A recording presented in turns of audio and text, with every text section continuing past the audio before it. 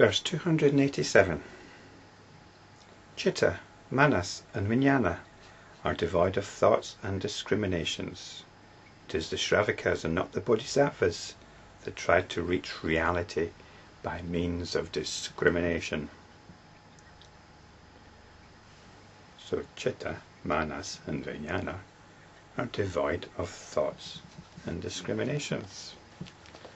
Well, this might be news to you. Professor Suzuki gives a note. He asks, is this in accord with the general drift of thought maintained in the text? Well, it isn't, is it? Because these three terms, as we've just been hearing in the previous verse, are at the heart of discrimination. He then suggests an alternative translation. Citta, manas and Vijnana when devoid of thought and discrimination.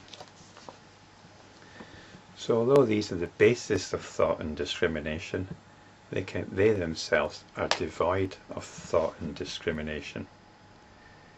Let's have a look at this in some more detail.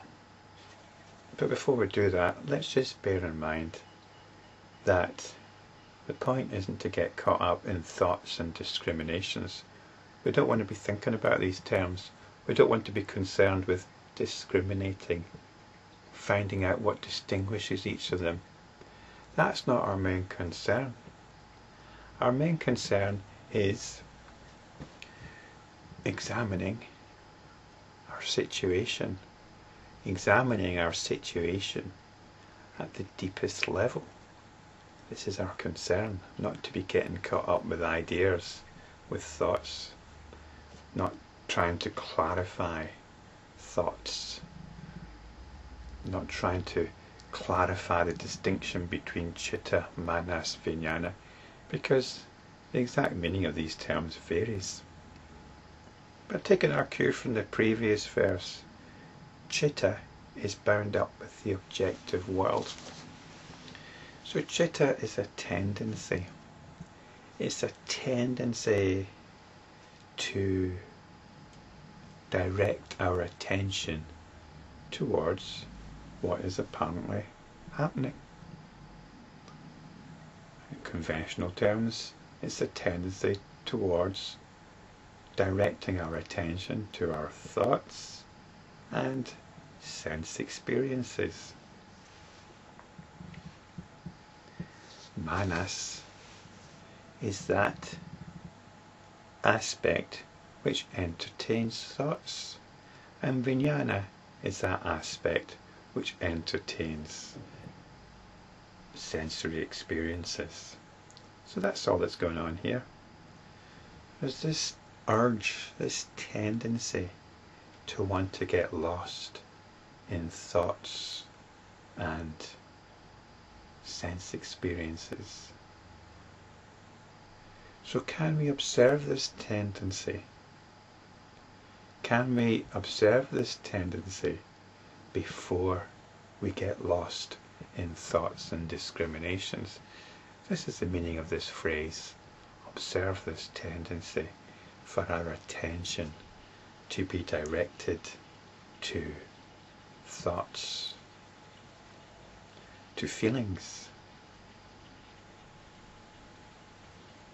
Thoughts and feelings go together. And to sense experiences. We're always looking for amusement. We're looking to be entertained. But rather than just understand this on an intellectual level, observe it. And I suggest one of the most obvious ways to observe it, if you have trouble observing this from moment to moment, then there are a couple of opportunities to observe it in its pure form. One is when you're trying to meditate. Where does your mind drift to? Where does your mind drift to? What thoughts? What ideas? It doesn't actually matter what thoughts or ideas they are. there's that feeling that the mind wants to entertain certain thoughts, certain fantasies. Just observe the force of that tendency. We're not concerned with the particular thoughts, with the particular fantasies. We're concerned with the tendency itself. This is the citta. The citta. Observe it. Observe its pull. Normally, this pull is couched in terms of a certain self-righteousness. It's its prerogative to indulge in certain thoughts. This is its freedom to exercise. And if you're not into meditation, then another time you can observe this is when you're lying in bed or lying relaxing. Perhaps you're not feeling very good, perhaps you haven't had much sleep, or you're a bit hungover after a night out. Where does your mind want to dwell? Where is its habitual resting place? Again, you might not feel inclined to do this at the time, but this is the time to do it. Observe. Observe where it wants to go. At this point you may decide to continue to indulge it. But if you're an enlightenment practitioner, then you won't indulge it. This is the difference between the Sravaka and the Bodhisattva. The Sravaka believes in spiritual discrimination. There are things that it's good to discriminate. Paths to choose, paths to follow. Good things to think and bad things to think. Wholesome and unwholesome thoughts. This is what the Sravaka is concerned with. Trying to be good. Trying to be pure. But this isn't the way of the Bodhisattva. The way of the Bodhisattva is to step back from such discriminations altogether. And in this way we come back to what the next verse refers to as the Tathagata's Jnana. Verse 288. The Tathagata's Jnana is pure, resting in quietude in the most excellent patience. It is productive of excellent sense and is devoid of purposiveness.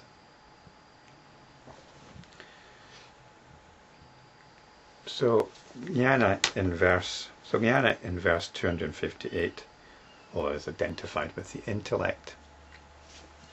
But here it's not the intellect. Here it's the attention which has gone against the tendency of the citta to identify with thoughts and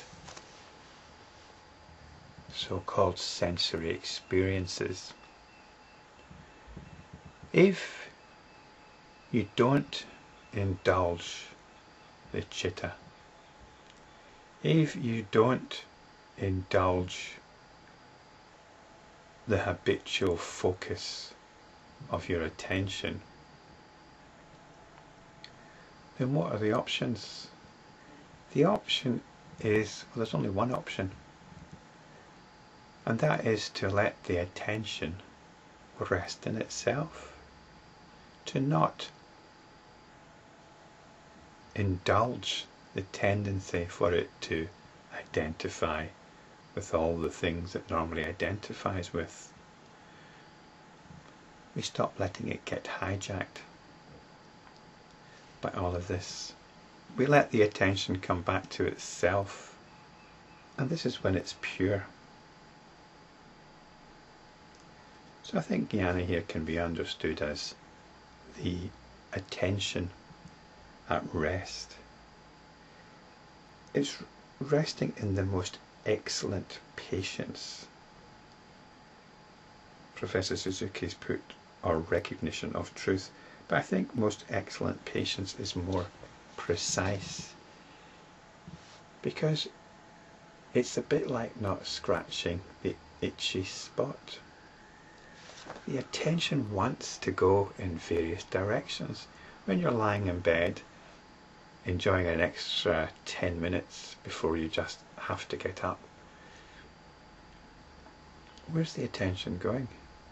You'll probably have various well-established paths for it to go to. But if we cannot indulge it, so this is the patience, it's the patience of not indulgence. If we cannot indulge it, then we can find the Tathagata's Jnana. This is why it's the most excellent patience, because it's the patience that liberates. It is productive of excellent sense and is devoid of purposiveness. It's productive of excellent sense. Well, as an enlightenment practitioner, it's the only thing to do. It's the only thing that makes real sense, as opposed to what the senses offer. And is devoid of purposiveness. And this is a very deliberate translation here, isn't it? It's a little bit ungainly, but it's very precise. That purposiveness is, it's not going anywhere. The attention is not going anywhere. It's resting here.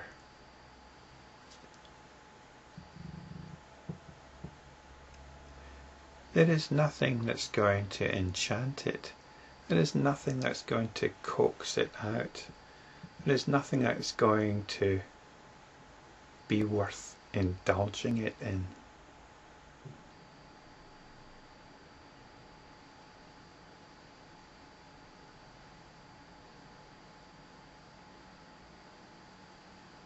It makes the most excellent sense.